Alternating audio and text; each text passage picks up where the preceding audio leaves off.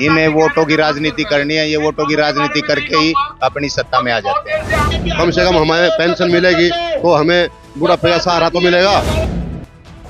इस समय दिल्ली के जंतर मंतर पर हूँ, जहाँ एक तरफ प्रधानमंत्री मोदी जी कहते हैं कि देश के अंदर सब चंगा है, देश के अंदर अमृतकाल है। वही आप मुझे तस्वीरों में देख सकते हैं, अखिल भारतीय राज्य सरकारी कर्मचारी महासन फेडरेशन जो ऑफ सेंट्रल गवर्नमेंट एम्प्लॉयज हैं, वो लोग यहाँ पर अपनी मांगों को लेकर धरना प्रदर्शन कर रहे हैं और एक तरीके से सरकार को आगाह कर रहे हैं कि जो उनकी मांगे हैं वो जायज और पूरा करना चाहिए। उसी को लेकर आप देख सकते हैं तमाम भारी तादाद में यहाँ पर लोग हैं जो कर्मचारी हैं सेंट्रल गवर्नमेंट के, वो लोग हैं। इनसे सीधा इन्हीं लोग से जुड़ते हैं कि आखिर इनकी मांगे क्या है और क्यों इस तरीके। सर कहाँ से आए हैं? मैं अमरीश कुमार त्यागी पानीपत से आए हैं जी। हम सर्व कर्मचारी संघ जिला पानीपत का प्रधान।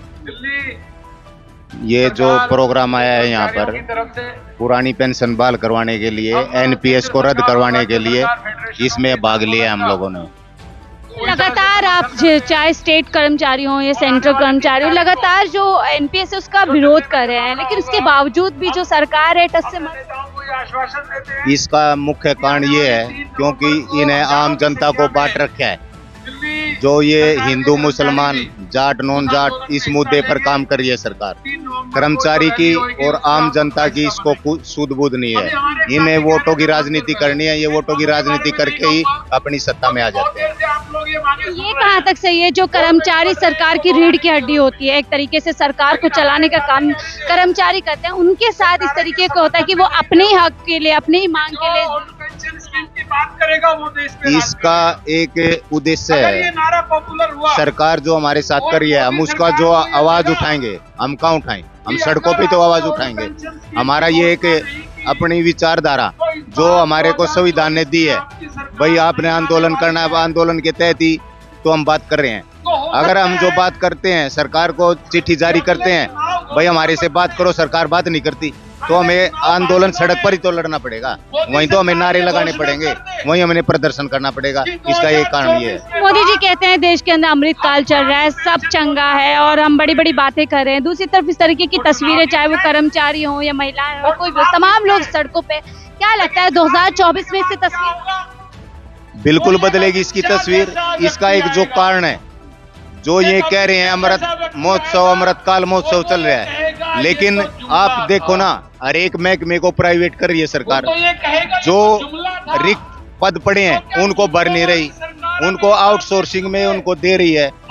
एक हम मांग कर रहे हैं, एक जो संविधान में जो एक अपना ये जो पास होया था पीछे 2016 में, समान काम समान वेतन जो दिया था हमारे सुप्रीम कोर्ट ने, वो लागू नहीं हो रहा है।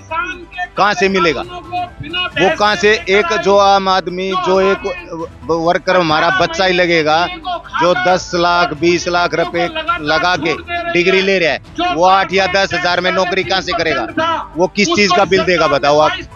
वो बिल अपने क्वार्टर का देगा, अपने बच्चों की फीस देगा, क्या क्या भरेगा वो 10 हजार में? अपना गुजारा करेगा? ये तो हो नहीं सकता। ये कहाँ का अमृतकाल महोत्सव है? एक तरफ आप लोग यहाँ अपनी बुनियादी जरूरत के लिए, बुनियादी मांगों को लेकर, दूसरी तरफ देख रहे हैं दिल्ली में आपने देखा होगा कि दिल्ली सरकार के जो विधायक है, मंत्री है, उनकी आय बढ़ गई है। तो ये भेदभाव लगता है आपको कि जो कर्मचारी एकदम निचले स्तर पे काम करते हैं उनका कुछ भी जो है विकास नहीं हो रहा है, जो सरकारी लोग हैं उनके राज्य सरकार के कर्मचारी घर नहीं जाएंगे? इसका जो सरकार कह रही थी एक देश एक कानून, वो कहाँ पर है? कर्मचारी की तो पेंशन बंद कर दी, पुरानी पेंशन, उनको तो एनपीएस दे दिया नई। ये अपने आप पुरानी पेंशन ले रहे हैं। एमएलसी बन जाए, एमएलए बन जाए, एमपी बन जाए, इनकी अलग अलग पेंशन उसी प्रकार की हो जाती है। कहाँ से गुजारा करेगी ये जनता? कहाँ से होगा ये बताओ आप?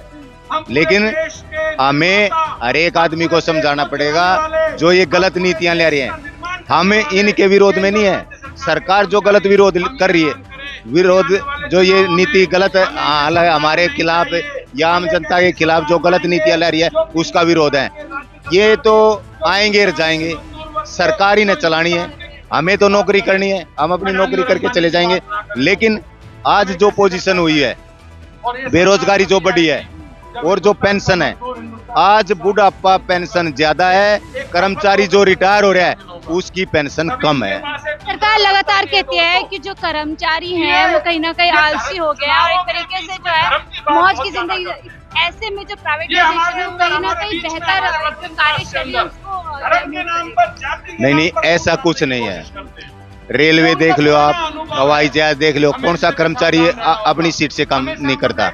लेकिन जो आदमी ले आए हैं, ये जो भर्ती कर रहे हैं, इनको डरा के धमका के, आप बाहर फील्ड में जाके देखना वहां पर क्या हो रहा है। सरकारी कर्मचारी की जवाबदेही है, अपनी सीट पे काम नहीं करेगा, 4 सीट कर सकते हो, लेकिन जो दूसरा आउटसोर्सिंग का क्या होगा, अगर जो वो गलत काम करेगा उसको निकाल देंगे। लेकिन वो तो जो नुकसान हो गया आम आदमी को, वो कहां से भरपाई होगी? वो तो भरपाई होती नहीं। ये इसका मुख्य कारण है जी। लेकिन सरकार अपनी बात सही प्रकार से ना करा के कर्मचारी को और आम जनता को आपस में उलझाने की कोशिश कर रही है। अच्छा, एक बताइए, एक सवाल मेरा ये है, जो सरकार की नीतियां होती है, जन विरोधी नीतियां होती है, उसको जो विरोध करने का जो अधिकार होता है वो विपक्ष के पास होता है। लेकिन अभी वर्तमान समय हम जैसे देख रहे हैं कि विपक्ष के पीछे ईडी और सीबीआई जैसी एजेंसियों का इस्तेमाल किया जा रहा है। क्या लगता है कहीं ना कहीं विपक्ष को जो है खत्म करने की कोशिश आपको लगती है? इसमें आपकी राय जो ये आपने बताया है, इसमें कोई दो राय नहीं है। भाई विपक्ष का काम जो आम आदमी और ये जो हमारे साथी कर रहे हैं, जो ट्रेड यूनियन के आदमी जो ये कर रहे हैं, ये नहीं पा रहे हैं। आज भारतीय जनता पार्टी के अंदर आधा विपक्ष घुसा हुआ है। कांग्रेस के साथी बीजेपी में आ गए, उनकी सरकार बन गई। इनके पास तो टिकट देने के लिए भी प्रत्याशी नहीं था। लेकिन अगर ये जो आम जनता जो समझ जाएगी, जब आंधी तूफान आता ना, पेड़ पूड़ सब उड़ा के ले जाता है, तो ये एक दिन आने वाला है 2024 में ऐसे ही आंधी आएगी। कोई ये नहीं देखेगा, इंदिरा गांधी भी हार गई थी तो ये भी हारेंगे, क्योंकि गलत नीतियों का विरोध आम जनता तक जा चुका है। ये लोग समझने लग गए हैं। अब भाई ये हमारे को आपस में बांट रहे हैं। राहुल गांधी जी बयान दे जाते हैं बाहर विदेशी जमीन पे, उसको जो सत्ता है मुद्दा बना रही है। क्या सत्ता को ये मुद्दे नजर नहीं? देखो, ये तो एक राजनीतिक है सिस्टम जो लग रहे हैं, जो जिसको दबाने की कोशिश कर रहे हैं। मैं उस पर तो कुछ नहीं कहूंगा, वो उनका एक अपना पारिवारिक कह लो या अपना राजनीतिक वो उनका है, वो एक। लेकिन कहीं ना कहीं नहीं लगता नहीं आपको जो जनता के असल मुद्दे हैं उससे भटकाने की कोशिश की? बिल्कुल। जब भी कोई आप डिमांड यहाँ करोगे ना, वो दूसरी तरीके से उसको दूसरी तरीके से घुमा देंगे उसको। जो कोई चेंज करना होगा, अब आपने पीछे देखा होगा राहुल गांधी की जो यात्रा चली हुई थी, उसको कह दिया कोरोना आने वाला है, वो उसको डिवाइड करने के चक्कर में देख भाई इसको ये आम जनता तक ना जाए। सर, आपको भी लगता है कि असल मुद्दों से जो है सरकार भटकाने का काम करती है और यही वजह है कि जो विपक्ष है उसको इस समय जो है पूरा लपेटा? बिल्कुल, असल मुद्दों से भटकाने की कोशिश कर रही है और अलग मुद्दों पे पब्लिक को भटका रही है। आपको क्यों लगता है कि ओपीएस ज्यादा बेहतर है, एनपीएस खराब है? ओपीएस तो बेटर है ही। उसमें हम रिटायर होने के बाद में, जब 60 साल की सर्विस करने के बाद में हम अपने घर जाएंगे तो क्या पता बच्चे कैसे निकलेंगे, हमारी सेवा होगी नहीं होगी। कम से कम हमें पेंशन मिलेगी तो हमें बुढ़ापे का सहारा तो मिलेगा। ये तो हमें पक्का यकीन हो जाएगा कि हमारी पेंशन तो है। कम से कम हम अपने ऊपर आत्मनिर्भर हो सकते हैं, हमें पेंशन मिलेगी तो हमें रोटी भी मिलेगी। ये हमारी पेंशन हमारा हक है। जाते जाते सवाल आप दोनों से लूंगी, क्या लगता है अगर सरकार ने इस पे कोई बड़ा कदम नहीं उठाया तो 2024 में जो पेंशन है सरकार को टेंशन देगी? सरकार ने इस पे बड़ा कदम उठाना चाहिए, इसके बारे में सरकार को बिल्कुल सोचना चाहिए। और अगर सरकार ऐसा नहीं करती है, नहीं सोचती है हमारी पेंशन के बारे में, तो कहीं ना कहीं सरकार में बदलाव आ जाएगा, सरकार का तख्ता पलट हो जाएगा। और आप क्या कहेंगे, क्या लगता है 2024 में सरकार के लिए टेंशन बनेगी? आप समझ सकते हैं सरकार से कोई उम्मीद नहीं। सरकार के लिए आज भी टेंशन है, 2024 की बात मत मानो। लेकिन क्या हुआ है, जो एक लॉबी है, मान लिया एमपी है कोई भी, उसको पता है मैं अपनी लोकसभा क्षेत्र में जाऊंगा, वोट मांगूंगा तो किस मुद्दे पे मांगूंगा, क्योंकि काम कुछ नहीं किया, सड़क के ऊपर काम नहीं किया।